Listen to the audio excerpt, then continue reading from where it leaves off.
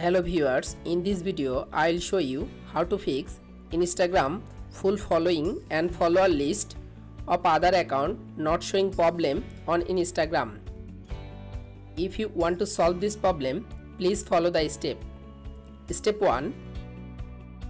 Open Instagram apps. Tap on profile picture. Tap on three line or horizontal line.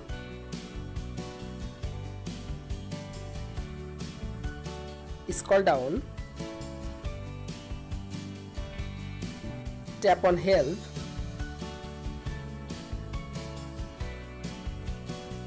Tap on report a problem. Tap on report problem.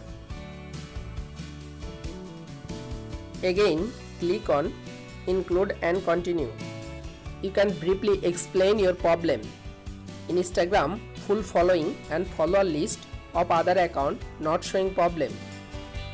You can briefly explain your problem in Instagram support team and send your report.